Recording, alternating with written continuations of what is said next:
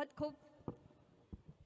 अब हमारे बीच में आदिवासी एकता परिषद के महासचिव आप अशोक भाई चौधरी सर युवा और शांति आदिवासी एकता परिषद की भूमिका एवं दृष्टिकोण में अपनी बात रखने के लिए आएंगे।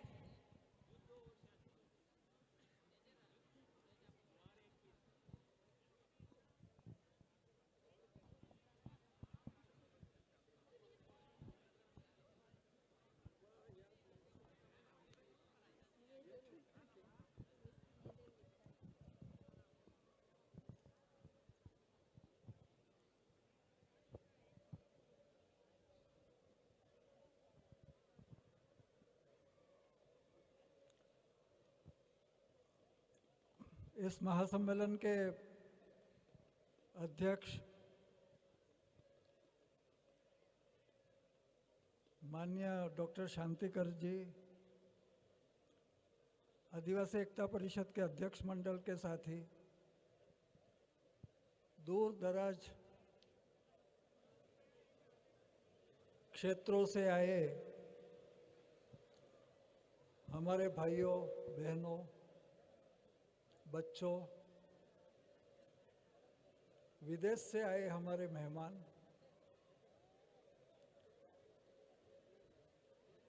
सबको आप कीजिए।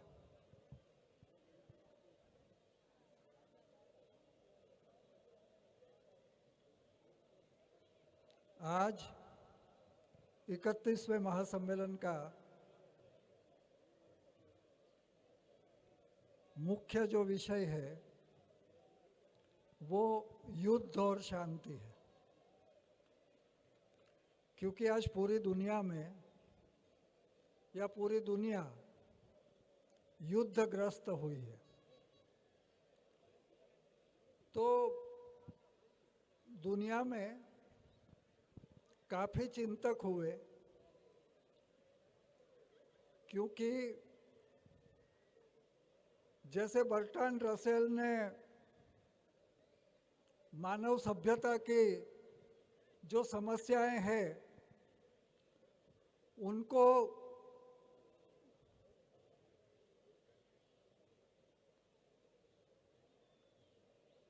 तीन भागों में बांटा था। तो पहला जो हिस्सा है वो मैन विथ हिमसेल्फ, यानी मनुष्य का अपने खुद के साथ द्वंद्व। दूसरी जो मनुष्य जात की समस्या है उसको रसेल ने कहा था मैन विथ फेलो मैन, यानी हमारे साथ के जो लोग हैं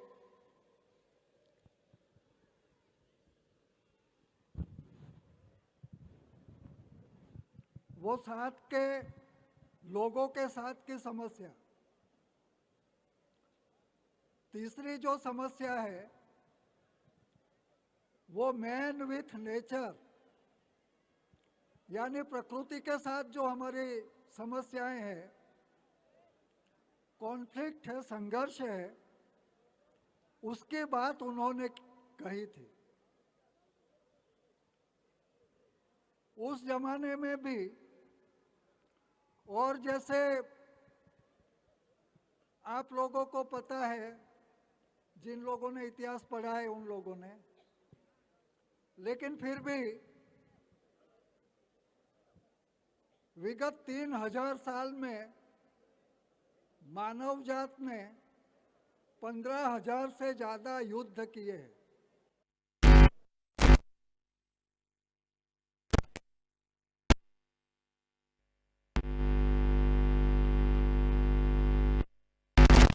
अभी हम लोग देख रहे हैं कि देश और दुनिया में युद्ध की स्थिति हमेशा रहती है।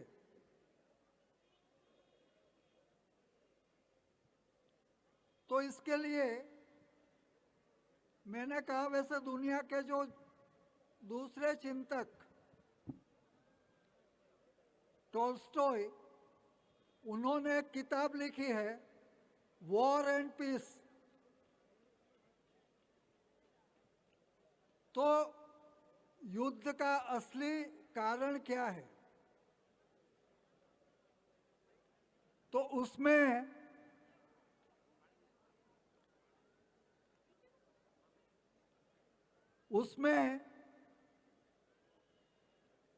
उन्होंने जो बात कही है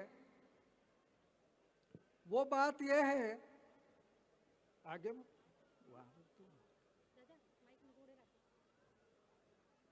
उन्होंने जो बात कही है वो इंसान की जो महत्वाकांक्षा है, अभी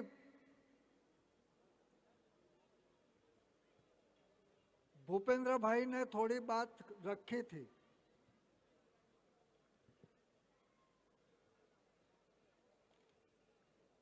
कि सर्वसहमति,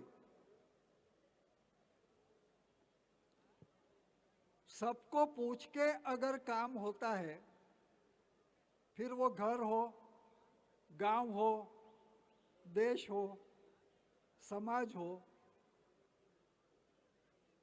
तो इसमें सबका सहभागिता होती है। लेकिन जब से व्यवस्थाएं इस दुनिया में बनने की शुरू हुई, वो व्यवस्थाएं 10,000 साल से कृषि शुरू हुई दुनिया में, तब से व्यवस्थाएं बनने शुरू हुई। पहले हम टोली में रहते थे, कृषि करने से हम लोग गांव को बसाया हम लोगों ने। फिर कृषि में से जो उपज हुई या कृषि करने के लिए जो भी कुछ चीजें चाहिए, उसके लिए हम लोगों ने जमीन को पहले अपने कब्जे में किया, फिर मवेशियों को हमने अपने कब्जे में किया,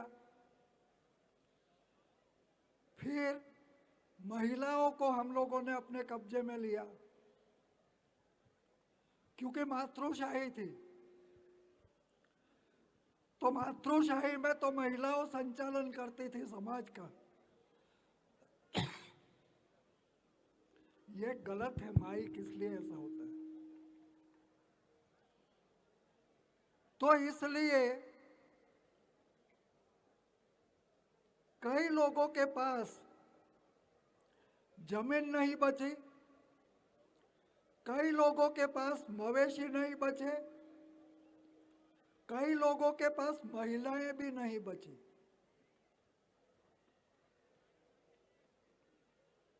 राजा महाराजाओं के घर पर महिलाएं आ गई। तो इसलिए शुरू की जो गुलामी हुई वो धान से गुलामी हुई,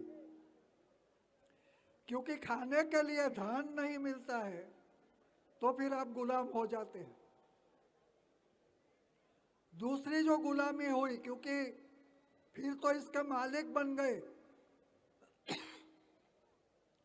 टोली के सरदार बन गए, पुरुष सरदार बन गए,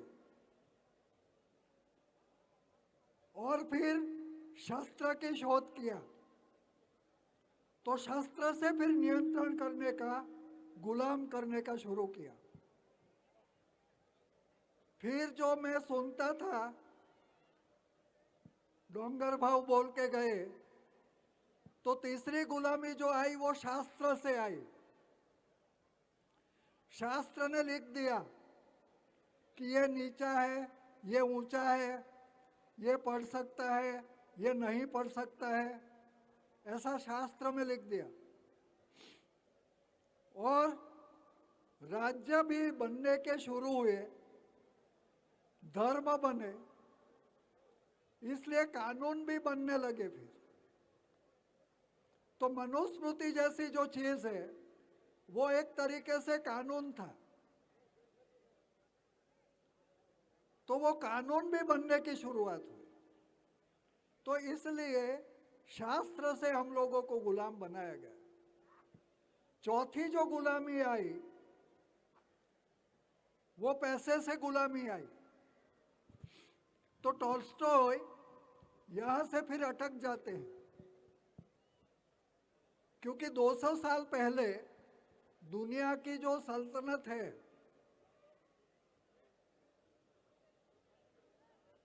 राजा थे, लेकिन उन लोगों का प्रजा पर इतना ज्यादा नियंत्रण नहीं था। एक कोने में बैठते थे, एक महल में बैठते थे, उनकी सुरक्षा होती थी, प्रजा के बीच में ज्यादा राजा नहीं जाते थे। लेकिन जैसे जिसको हम अभी लोकशाही व्यवस्था कहते हैं, ऐसी एक व्यवस्था शुरू हुई। और आप लोगों ने महसूस किया होगा कि जैसे जैसे आजादी के बाद भी विकास होता गया, वैसे वैसे वैसे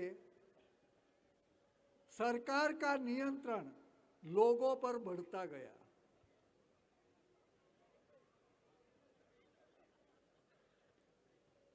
और वो जो नियंत्रण है, वो नियंत्रण रास्ते वहां तक करवा दिए। हम लोगों ने ही मांगे कि हमको विकास चाहिए, इसलिए रास्ते करो। हम लोगों को विकास चाहिए, इसलिए रेलवे लाओ। हम लोगों को विकास चाहिए, इसलिए विमान लाओ। हम लोगों को विकास चाहिए, इसलिए इंडस्ट्री करो, कारखाने करो। हम लोगों को विकास चाहिए, इसलिए हमको आईएएस बनाओ, आईपीएस बनाओ। लश्कर में कमीशन करो। तो लोगों की महत्वाकांक्षा बढ़ा दी, और लोगों की महत्वाकांक्षा बढ़ गई, इसलिए कंपटीशन शुरू हुई,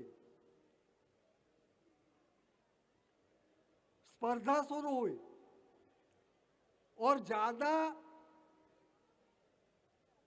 कैसे मिले, उसके लिए सब कोई चीज, अभी जो शिक्षा नीति की चर्चा आप लोगों ने सुनी, तो शिक्षा नीति क्या है? बेसिकली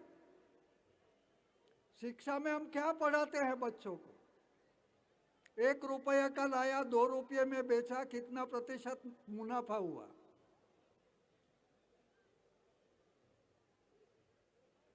राजाओं का इतिहास पढ़ाते, दुनिया की भूगोल पढ़ाते, प्रतिज्ञा भी स्कूल में करवाते हैं, भारत मेरा देश है। लेकिन इस देश के आधे लोगों के पास अपना घर नहीं है, या घर बनाने की जमीन नहीं है। वो चीज हम नहीं पढ़ाते। ये असमानता क्यों हो रही है? लोगों के हाथ में से संपत्ति, जल जंगल, जमीन कैसे छूट रहे हैं, ये चीज हम नहीं पढ़ाते। उसको कहते हैं ये तो पॉलिटिक्स आ जाता है। तो आप राज करते हैं, वो पॉलिटिक्स नहीं है।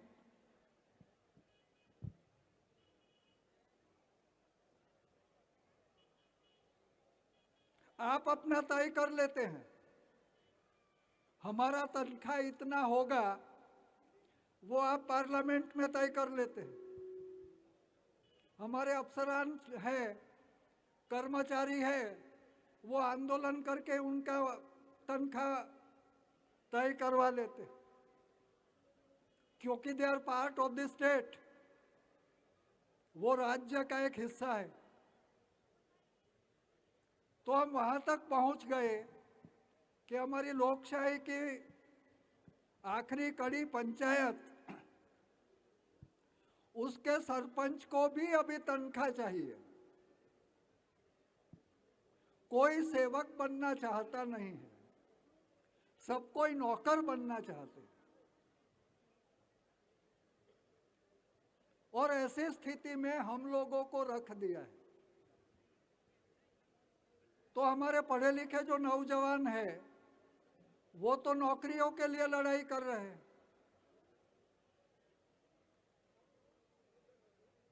कि हमको नौकरी मिले, और नौकरी मर्यादित है। तो लड़ाई जो होती है वो जब संसाधन चंद लोगों के हाथ में केंद्रित हो जाते हैं और बहुजन जो समाज है वो बहुजन समाज बिना संसाधन हो जाता है, तब युद्ध की परिस्थिति निर्माण होती है। इसलिए वॉर एंड पीस जो है, युद्ध और शांति जो है, शांति तब तक नहीं आ सकती है जहां तक जिन लोगों ने अपने घर में खुद को जितना चाहिए इससे ज़्यादा भर रखा है, वो जहां तक समाज को नहीं मिल जाएगा वहां तक युद्ध मिटने वाला नहीं। और ये चीज महात्मा गांधी को बहुत बाद में समझ में आया। महात्मा गांधी ने भी ये सब किताबें जो मैं बोल रहा हूं वो पढ़ी थी और उनके सोच में जो परिवर्तन आया और उन्होंने जो हिंद स्वराज नाम की किताब लिखी और इसमें और आखिर में उन्होंने मेरे सपनों के भारत किताब लिखी, उसमें उन्होंने फिर कबूल किया क्यों गांधी का नाम सब लेना नहीं चाहते हैं या गांधी को क्यों मारना पड़ा। अभी हमारे लोग भी लेना नहीं चाहते हैं गांधी का नाम, आंबेडकर का लेंगे लेकिन गांधी का नहीं लेंगे, क्योंकि गांधी का नाम लोगे तो आपको आपका ज्यादा है आपके पास वो दूसरे के लिए छोड़ देना पड़ेगा।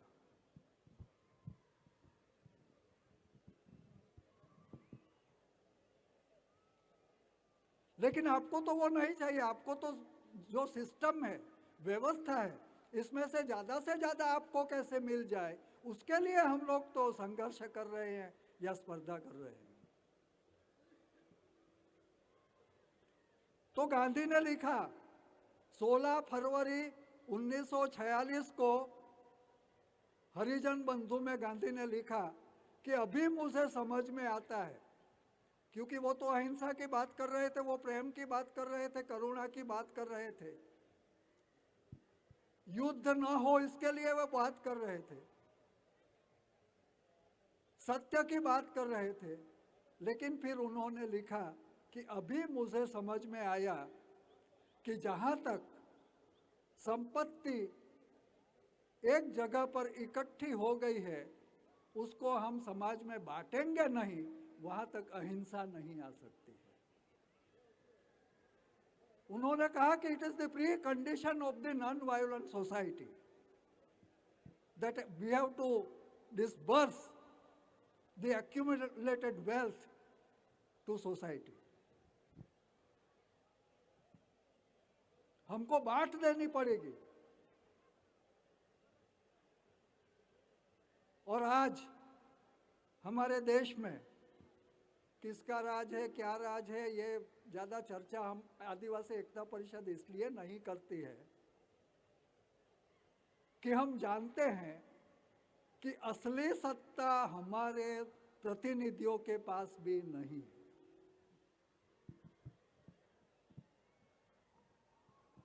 दे आर द विक्टिम्स।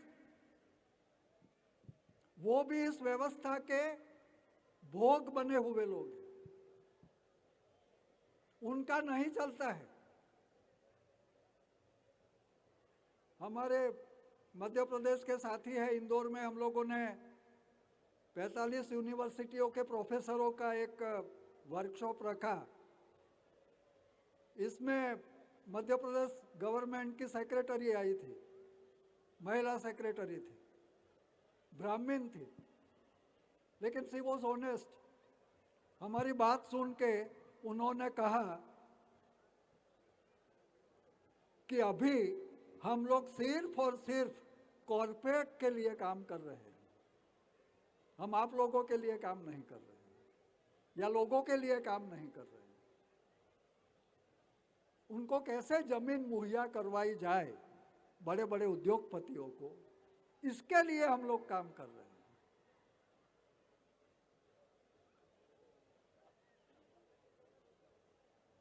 तो हमको लगता है ये बन जाएंगे तो हमारे सवालों का समाधान हो जाएगा, लेकिन इतनी सिंपल ये बात नहीं है बेसिकली।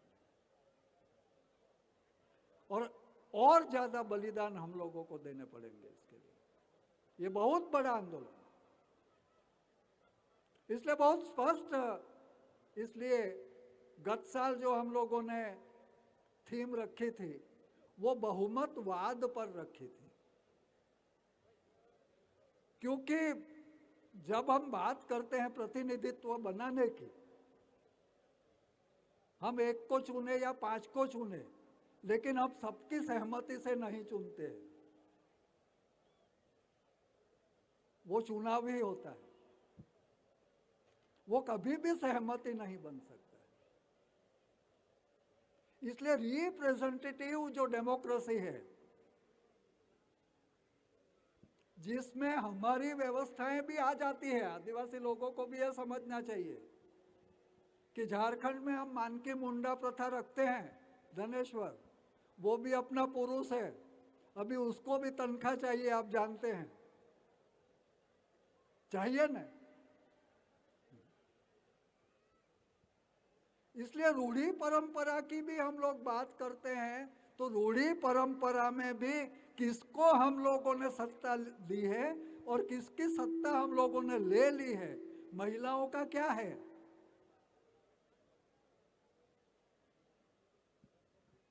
हमारी पंच व्यवस्था में महिलाओं का स्थान क्या था और क्या है अभी भी।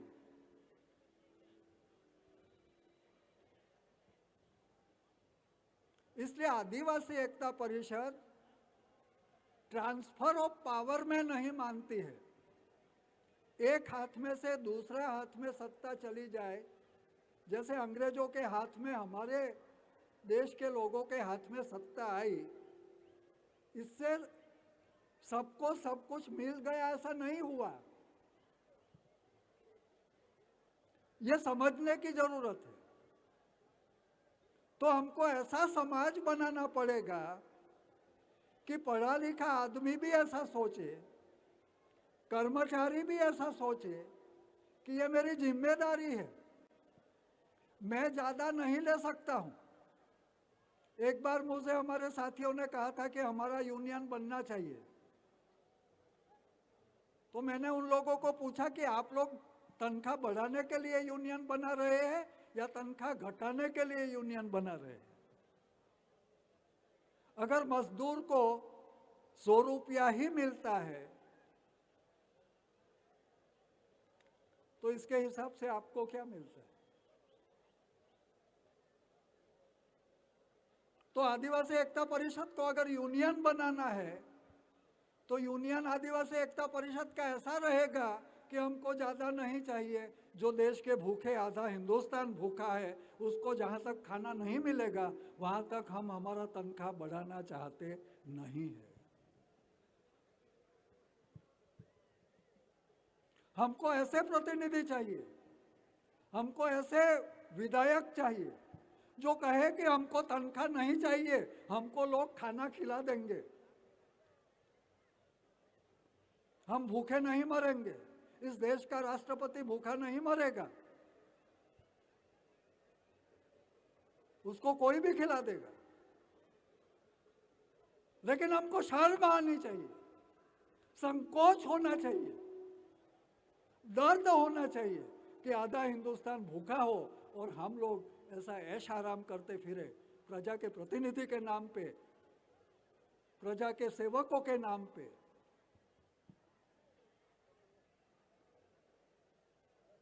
तो साथियों, आदिवासी एकता परिषद में 31 साल तक जो काम किया, वो जिसको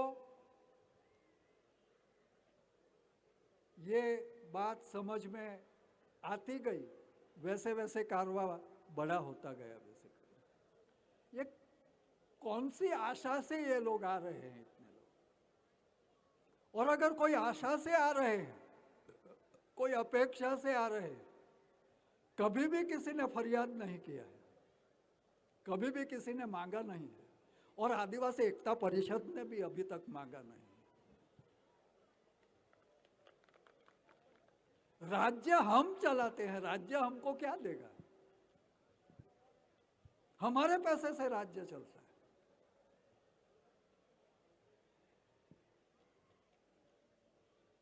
तनख्वाह हम देते हैं। जो मेहनत करता है, पसीना निकालता है, खून बहाता है, उससे राज्य चलता है। राज्य कुछ पैदा नहीं करता है, राज्य कुछ उत्पादन नहीं करता है, राज्य तो बेसिकली बेच रहा है। तुम्हारा सोना, चांदी, हीरे, मोती, लोहा, कोयला, जमीन, जंगल, पानी। अभी तुम्हारा पानी मध्य पूर्व में बिकने वाला है, पाइपलाइन जाने वाली है दुबई तक।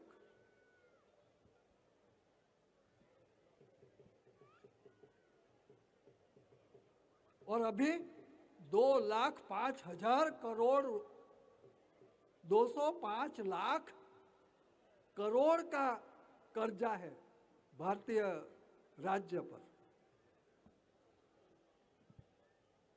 कहां से कर्जा चुका हो गया?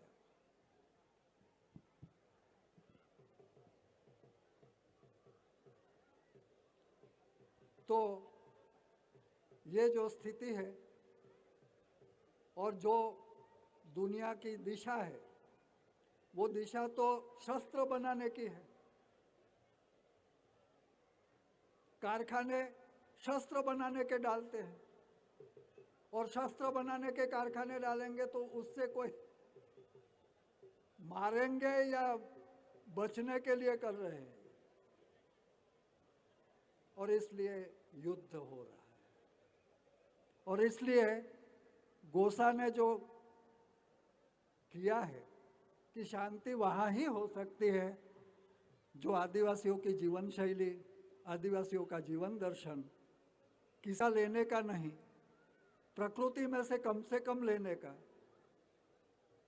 हम जंगल में रहते थे, फिर भी हम लोगों ने महल नहीं बनाए, हमने सागवान नहीं काटे थे। हमारे डांग वाले या यहाँ के जो जंगल वाले लोग हैं, उन लोगों ने, हमारे राजा थे, उन लोगों ने भी महल नहीं बनाया था।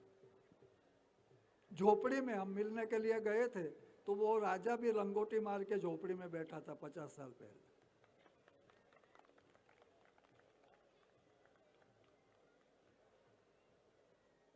तो जो गांधी वगैरह सादगी की बात करते थे, या ये सब धर्मगुरु सादगी की बात कर रहे हैं, वो कहां से सीखे?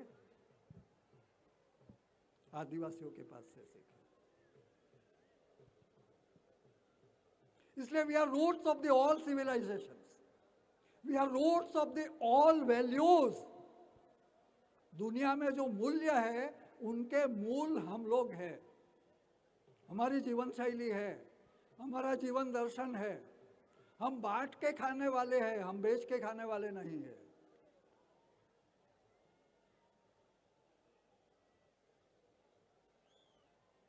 तो एक आदिवासी एकता परिषद में नई पीढ़ी अभी आ रही है।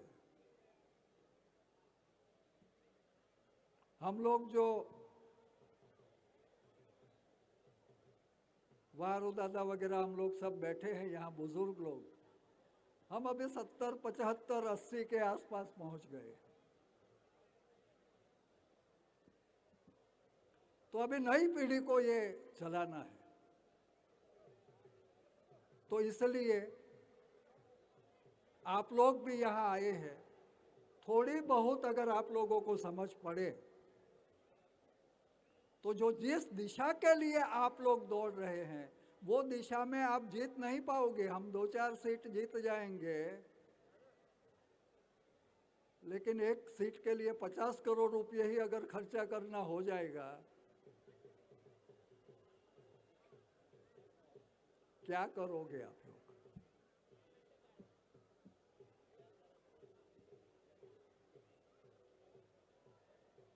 सोचो, क्योंकि आज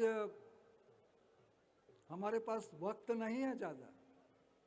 अगर हम लोग ज़्यादा जल्दी तैयार नहीं हुए तो जल, जंगल जमीन, खनिज, ये सब चीज़ें खत्म हो जाएगी इस दुनिया में से, इस देश में से।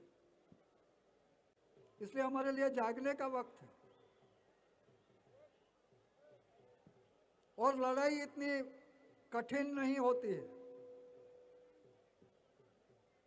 ये तीर कामठा लेके लड़ने निकलेंगे तो कठिन हो जाएगी। लड़ाई इतनी कठिन नहीं है। इस देश में 6 लाख लोगों को जेल में रखने की जगह है।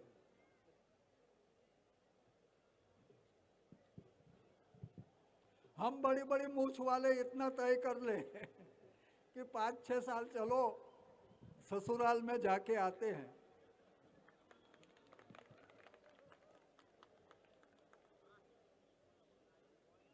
दस करोड़ लोगों में से 10 लाख लोग नहीं निकल सकते हैं हम लोग।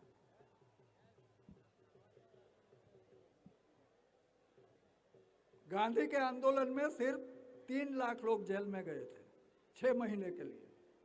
अंग्रेज थक गए थे, आश्रम बना दिए थे जेलों के।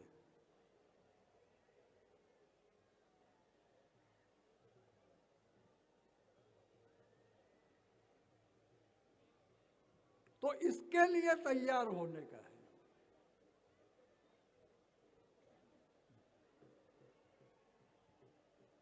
तो लोग कहते हैं एकता परिषद लड़ती नहीं है, ये नहीं करती है, बोलती नहीं है, वो नहीं करती है, कुछ कहते नहीं है। कहने का क्या सवाल है? सिंपल समझ की बात है, कॉमन सेंस की बात है। तीर कामठे से, बंदूक से नहीं लड़ा जा सकता है, समझ की बात है।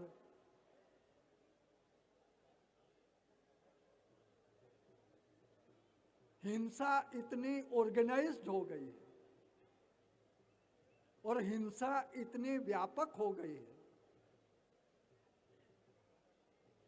कि अभी 4 साल का लश्कर में जाके आएगा, उसको क्या कहते हैं? कैसा सहायक? अग्निवीर। तो 4 साल के बाद में वो अग्नि ही उगा लेगा ना गांव में आके, क्या करेगा? जिसको आपने बंदूक सिखाई है वो क्या हल चलाएगा?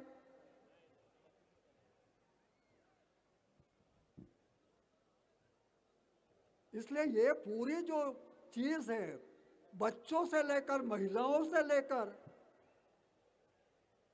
सब कोई को हथियार पकड़ा देने की जो बात कर रहे हैं, ये पूरे समाज को अंतर युद्ध में धकेलने की बात ये सब चल रही है।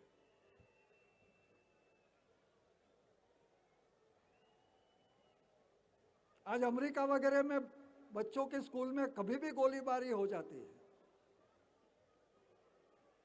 ये अपने देश का सवाल नहीं है, पूरी दुनिया का सवाल है। और इसलिए आदिवासी एकता परिषद पूरे देश के लिए नहीं, पूरी दुनिया को दिशा दिखाने के लिए बनाई गई है।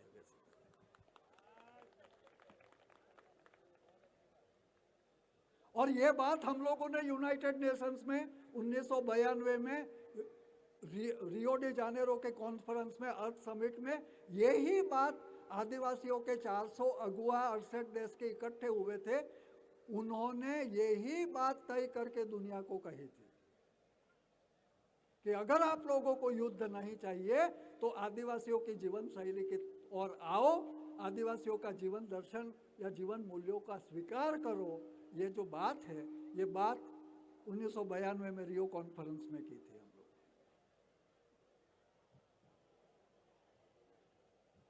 तो साथियों, ये किसी की टीका टिप्पण के लिए हम लोग बात नहीं कर रहे हैं। हमारे देश में कैसी व्यवस्था हो, दुनिया में कैसी व्यवस्था हो, घर में कैसी व्यवस्था हो, परिवार में कैसी व्यवस्था हो, समाज में कैसी व्यवस्था हो कि जिससे सब लोग सम्मान के साथ स्वतंत्रता का अनुभव कर सके, ऐसी व्यवस्था हम लोग कैसे प्रस्थापित करें, इसके लिए आदिवासी एकता परिषद काम कर रही है।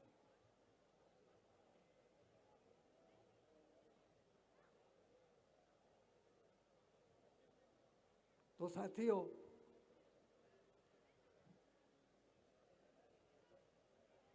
हमारा जो नेतृत्व है, क्योंकि अभी तक हम लोग समझते थे हमारे नेतृत्व को भी टिकने के लिए संघर्ष करना पड़ता है, वो हम जानते हैं। वो किसी भी पार्टी में होगा, लेकिन वो संघर्ष ही करता होगा। जैसे कोई भी कर्मचारी कहीं भी नौकरी करता होगा तो वो कोई सम्मान पूर्वक नौकरी करता होगा, ऐसा नहीं है। वहाँ भी उसको डिस्क्रिमिनेशन, भेद का शिकार बनना पड़ता है। फिर आप यूनिवर्सिटी में हो या कोई भी जगह पे हो, अभी वो प्रोफेसर रितु वगैरह दिल्ली में लड़ रहे हैं।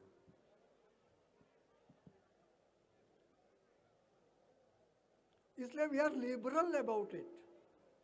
इसलिए हम लोगों ने ये चीजों को कभी भी मुद्दे नहीं बनाए कि आप लोग नहीं काम कर रहे हो, बिकॉज वी आर नोइंग, हम जानते हैं कि आप लोग भी संघर्ष कर रहे हैं, आप लोग अपने अस्तित्व का संघर्ष कर रहे हैं।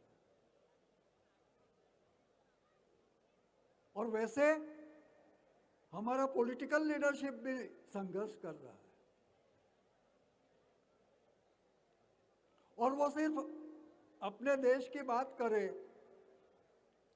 तो सिर्फ आदिवासियों का नेतृत्व संघर्ष कर रहा है, ऐसा नहीं है। जितने भी निचली वर्ण के नेतृत्व है वो पूरा संघर्ष कर रहा है।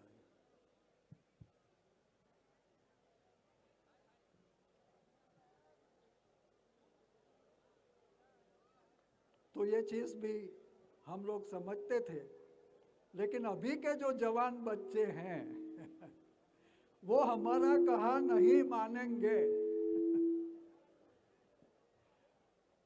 इसलिए जो हमारा राजकीय नेतृत्व है उसको अभी सोचना पड़ेगा। They will raise the questions. अभी वो सवाल खड़े करेंगे कि आप लोग क्या करते हैं।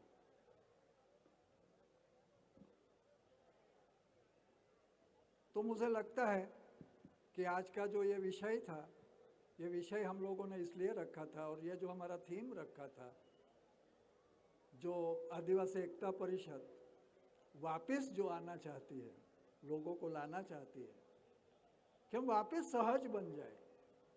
हम सत्य तभी बोल सकते हैं कि किसी के लिए हम बुरा नहीं सोचे, तभी हम लोग सत्य बोल सकते हैं। और अगर हम सत्य बोलते हैं तो हम किसी का बुरा कर नहीं सकते हैं। मैं धनेश को कहूं कि भाई मैं आपको मारने के लिए आने वाला हूं, तो कहीं तो धनेश चला जाएगा या मेरा सामना करेगा।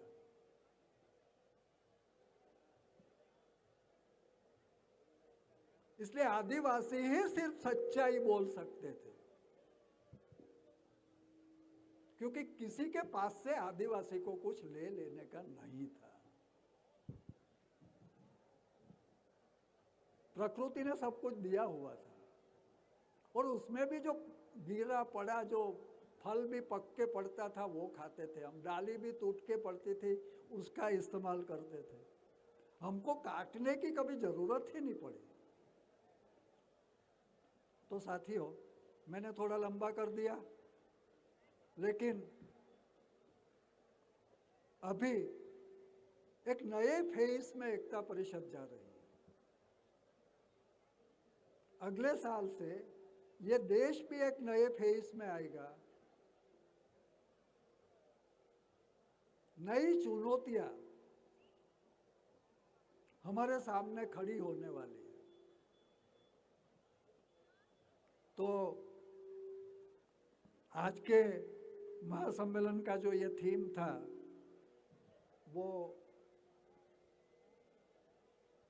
हम लोगों ने जो तय किया था, इसलिए ही तय किया था कि युद्ध के जो कारण है, वो कारण अगर हम लोग जान जाए तो युद्ध को टाला जा सकता है।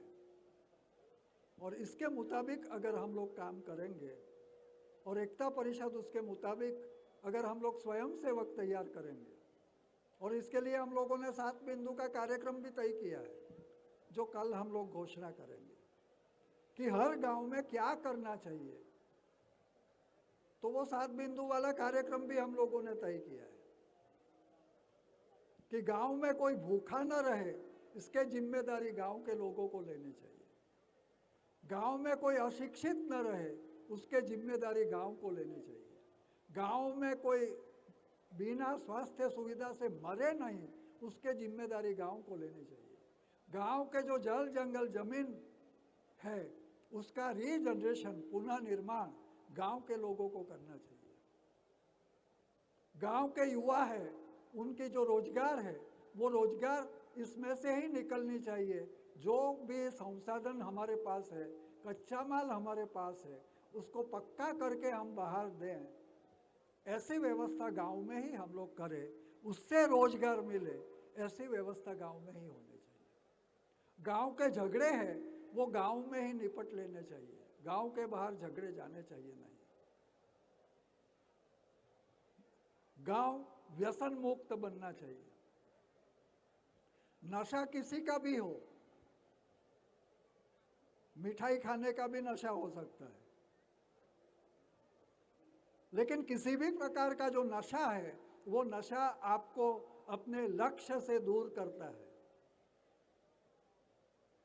इसलिए अगर आपको लक्ष्य की प्राप्ति करनी हो, तो ये किसी भी प्रकार का नशा हमारे गांव में होना चाहिए नहीं। फिर वो महत्वाकांक्षा का नशा भी क्यों ना हो, वो नशा भी हमको होना चाहिए नहीं। और आखिर में ये बहुत बड़ी बौद्धिक लड़ाई है, इसलिए हर एक गांव में लाइब्रेरी बननी चाहिए। ये सब बैरिस्टर पीएचडी करके दुनिया में से वापस आए इंग्लैंड से, तब जाके हिंदुस्तान की गुलामी गई, अंग्रेजों की गुलामी गई। हमारे समाज में भी उत्तम बुद्धिनिष्ठ लोग पैदा होने चाहिए, और आप लोगों की स्वीकृति पूरी दुनिया करे, ऐसी क्षमता, कक्षा आप लोगों को प्राप्त करनी चाहिए। तो मैं इतना ही कह के आप लोगों को शुभकामना व्यक्त करता हूं, और अभी कल से हम लोग ये काम में लग जाएंगे। देश के कोने कोने से आप लोग आए हैं, आपका इलाका पहले आप लोग पूरा करो, आपका जिला पूरा करो, आपका राज्य पूरा करो। गांव के इस देश में अगर कोई बड़ा बदलाव करना है, तो 5.5 लाख गांव में से 3-4 लाख गांव में हम लोगों को घूमना चाहिए। हो सकता है अगले साल हम लोग आपको ऐसा कार्यक्रम दे कि अभी ये डीजल भर के यहाँ आते हैं, इसके बदले आप डीजल भर के देश में घूमने के लिए निकल जाओ। हमको 3-4 लाख गांव पूरे कर देने हैं। अभी हमारे पास वक्त नहीं बचा है, ये 2-3 साल में हम लोगों को कर लेना चाहिए।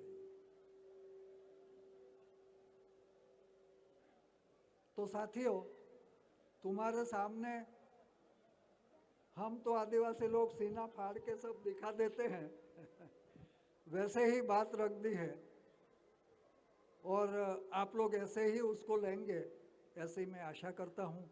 और फिर से सबको आपकी जय।